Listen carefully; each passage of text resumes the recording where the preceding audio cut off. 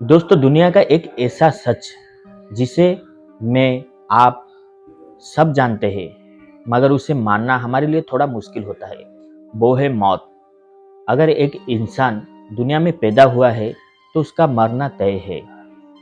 आज जो मैं आप लोगों को कहानी सुनाने जा रहा हूँ वो एक ऐसे इंसान के बारे में है जो मरने के बाद भी वो मानने के लिए ये तैयार नहीं था कि वो मर चुका है। दोस्तों आज मैं आप लोगों को एक भूतिया हवेली के बारे में कहानी सुनाने जा रहा हूँ। नमस्कार दोस्तों, मेरा नाम है संतोष और आप लोग देख रहे हैं हमारा YouTube channel Bajrangi story land.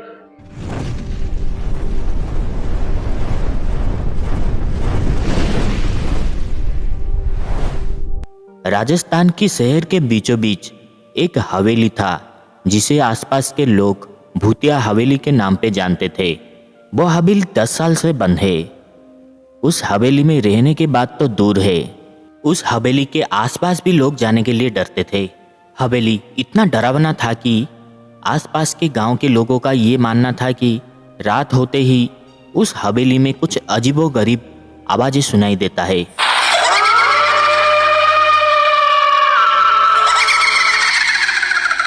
एक बार गांव से रमेश नाम का एक इंसान, उसका शहर में नौकरी लगने के वजह से वो गांव से शहर आया था। वो एक न्यूज रिपोर्टर था। शहर के एक बड़े से न्यूज कंपनी में उसका जॉब लगा था, इसलिए वो गांव से शहर आया था। अनजान शहर के बारे में उसे कुछ भी पता नहीं था। उसे रहने के लिए एक मकान की ज़रूरत था। वो जो न्यूज कंपनी में काम कर रहा था, वो न्यूज वालों ने कहा 1 महीना लग जाएगा आपको, कंपनी क्वार्टर देने में आपको 1 महीना लग जाएगा, इसलिए आपको 1 महीना तक कहीं पर भी एडजस्ट करना पड़ेगा। इसलिए रमेश 1 महीने तक रुकने के लिए वो मकान ढूंढने लगा। वो अभी अभी गांव से आया था, उसके पास ज़्यादा पैसा भी नहीं था। उसके हिसाब से उसे मकान नहीं मिल रहा था। जो भी मकान मिल रहा था वो बजट कुछ ज़्यादा हो रहा था। रमेश को अपने बजट के हिसाब से मकान नहीं मिल रहा था। रमेश को इस तरह से परेशान होता हुआ देखकर वो जो न्यूज कंपनी का ओनर है, एमडी है, रमेश को अपने केबिन पर बुलाए और कहने लगे, रमेश तुम्हारे लिए मेरे पास एक काम है। अगर तुम मेरा ये काम करते हो तो तुम्हारा ही फायदा होगा।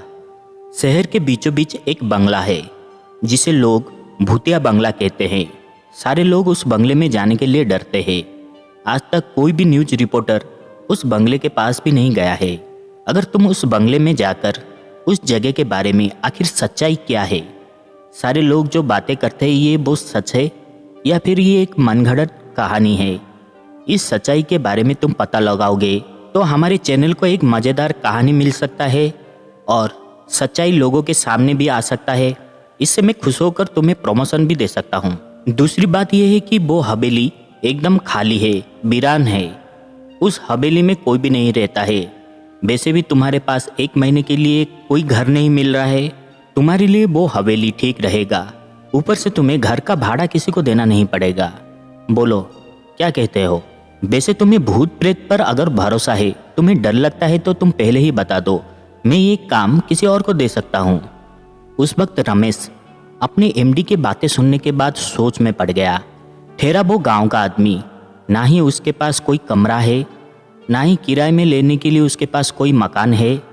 वो क्या करेगा? वो सोच में पड़ गया। कुछ समय सोचने के बाद वो अपने एमडी से कहता है कि सर मैं ये काम करूँगा, मगर मेरा एक शर्त है, मेरा एक कंडीशन है।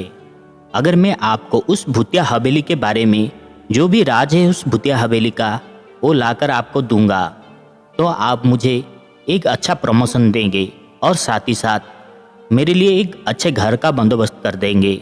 बोलिए अगर मेरा शर्त आपको मंजूर है तो मैं उस भूतिया हवेली पर जाने के लिए तैयार हूँ। बॉस ने कहा ठीक है, इसमें क्या बड़ी बात है। आज से पहले कोई भी न्यूज रिपोर्टर उस हवेली में नहीं गया है। अगर तुम जाकर उस भूतिया हवेली का राज लेकर मेरे पास आते हो तो हमारा न्यूज चैनल इस शहर का सबसे बड़ा न्यूज चैनल बन जाएगा। सारे लोग हमारे ही न्यूज देखेंगे। इससे खुशी की बात और क्या हो सकता है। तुम आज ही उस भूतिया हवेली पर चले जाओ, मुझे तुम हर घंटे उस हवेली की रिपोर्ट देते रहना, ठीक है? रमेश अपने एमडी की बातें मानकर निकल पड़ा उस भूतिया हवेली की ओर। रमेश ऑटो पकड़ा। ऑटो वाला ने रमेश को पूछा, सर आपको कहाँ जाना है? रमेश को उस जगह के बारे में पता नहीं था, उस जगह का नाम क्या है ये भी नहीं पता था। उसने कहा, मुझे ना वहाँ जाना है, क्या बोलते हैं सारे लोग उसको, भूतिया हवेली। हाँ, मुझे भूतिया हवेली जाना है, क्या तुम मुझे उस भूतिया हवेली के पास लेकर छोड़ सकते हो? भूतिया हवेली का नाम सुनते ही वो जो ऑटो ड्राइवर था वो डर के मारे थोड़ा सा रुका और कहने लगा, सर लगता है आप इस शहर में नए हैं, इसीलिए आप उस भूतिया हवेली के बारे में आपको पता नहीं है।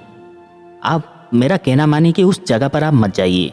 रमेश उस ऑटो ड्राइवर का बातें सुनने के बाद कहने लगा, अरे तुम लोग आखिर उस भूतिया हवेली से इतना डरते क्यों हो? कोई भूत प्रेत नहीं होता है। सच्चाई ये है कि इंसान मरने के बाद उसे जला दिया जाता है, तो वो कहाँ भूत बनकर भटकता रहेगा? क्या उन लोगों को कोई काम धंधा नहीं है कि वो तुम लोगों को डराते फिरेंगे?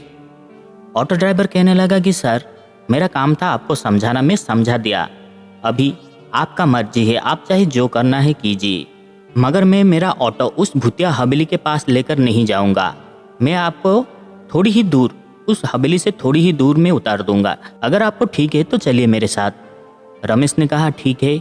ऑटो में बैठा। लगभग 2-3 घंटे के बाद रमेश पहुंच गया था उस भूतिया हवेली के पास। उसने देखा कि वो हवेली बहुत ही पुराने थे, दिखने में वो कोई राजा महाराजा के जमाने का महल लग रहा था। रमेश जब उसने हवेली के अंदर जाने के लिए अपना पैर आगे बढ़ाया, तभी अचानक पीछे से कोई आवाज उसको सुनाई देने लगा। वो पीछे मुड़कर देखा कि किसी अनजान व्यक्ति ने उसे रोक लिया था। उसने पूछा, भाई क्या हुआ, मुझे तुम क्यों रोक रहे हो? वो अनजान व्यक्ति जो था उसने रमेश को कहने लगा, भाई कौन हो आप और यहाँ क्या कर रहे हो?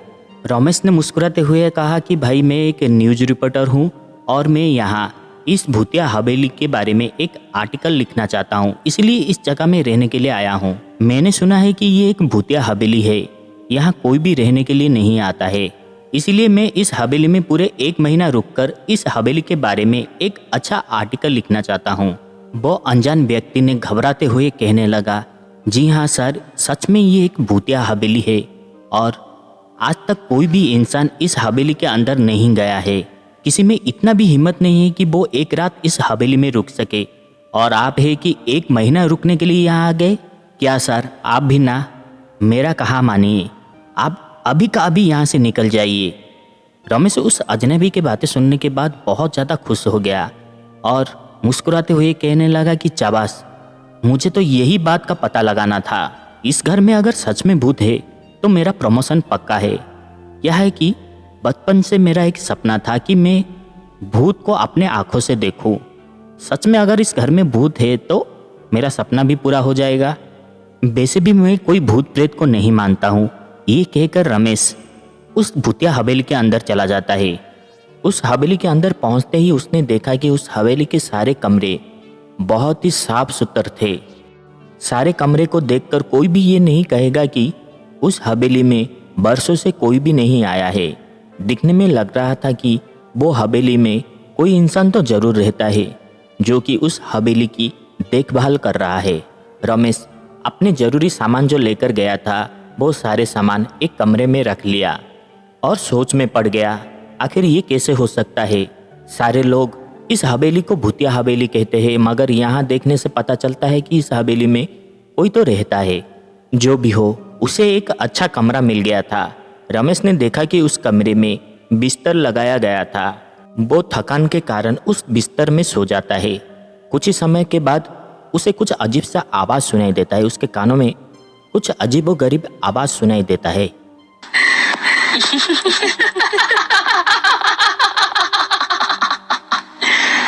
Kenapa tak tidur lagi? Ha?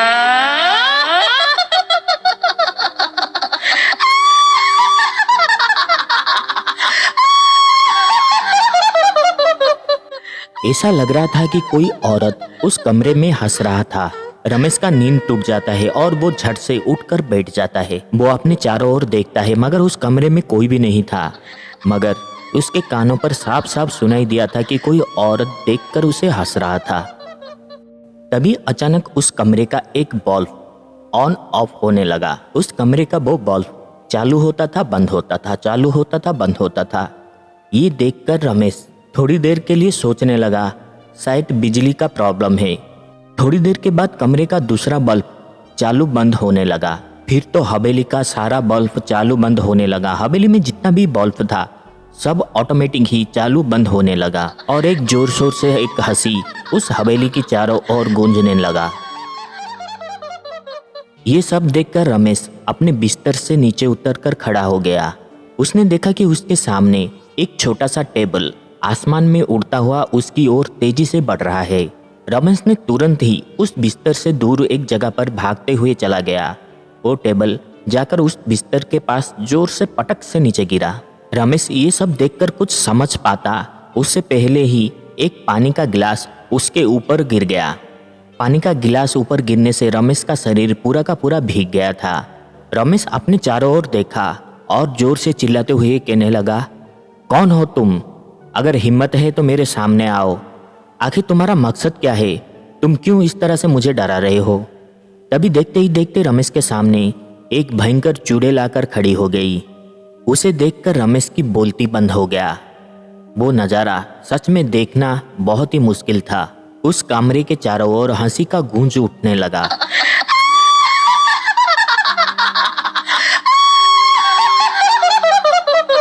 मुझे तुम देखना चाहते थे ना? लो, मैं तुम्हारे सामने आ गया। रमेश डर के मारे उसके माथे से पसीना निकल रहा था। फिर भी वो डरे हुए आवाज से कहने लगा, आप कौन हो और मुझे इस तरह से परेशान क्यों कर रहे हो? परेशान मैं तुम्हें कर रहा हूँ? परेशान तो तुम मुझे कर रहे हो। तुम्हारी हिम्मत कैसे हुई मेरे बंगले के अंदर आने का? ये मेरा बंगला है और कोई भी मेरे बंगले में नहीं आ सकता है। रमेश ये सब सुनकर बहुत ज़्यादा डर गया था। सच में उससे भूल हो गया था। वो जानबूझकर उस भूतिया हवेली में रहने के लिए गया था, मगर अब कर भी क्या सकते थे। रमेश ने देखा कि एक बिजली का तार टूटकर उसके ऊपर गिर गया। रमेश अपनी जान बचाकर उस कमरे से भागने लगा। वो एक दूसरे कमरे में जाकर छुप गया। रमेश का हालत बहुत ही बुरा था। वो डर के मारे काँप रहा था और उस हवेली की चारों ओर उस शैतान का हंसी गूंज रहा था।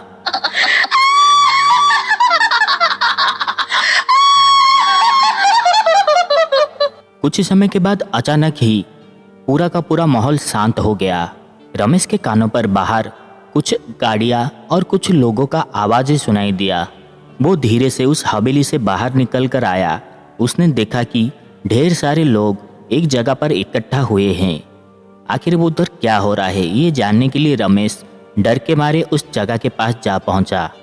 उस जगह पर जाकर रमेश जो नज़ारा देखा उसके आंखों पर भरोसा नहीं हुआ। दरअसल उस जगह पर रमेश का लाश पड़ा हुआ था। सारे लोग छुपके से ये बातें कर रहे थे कि इस शहर में ये नया आया था।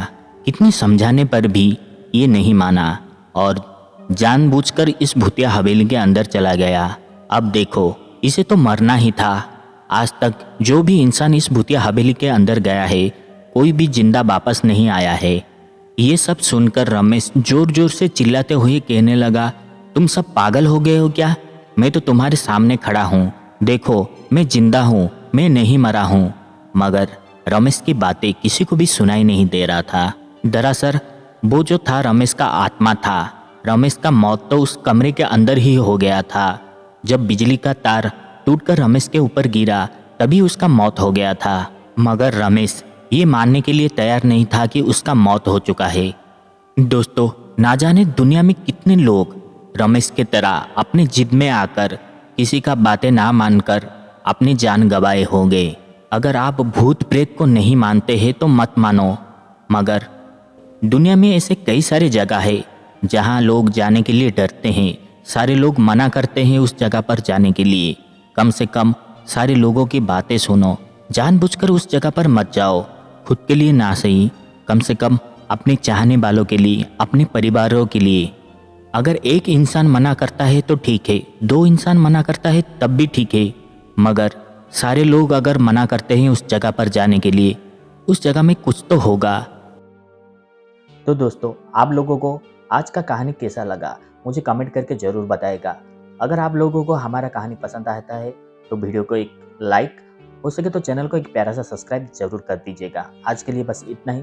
फिर मिलते हैं एक नई वीडियो में एक नई कहानी के साथ। जय हिंद।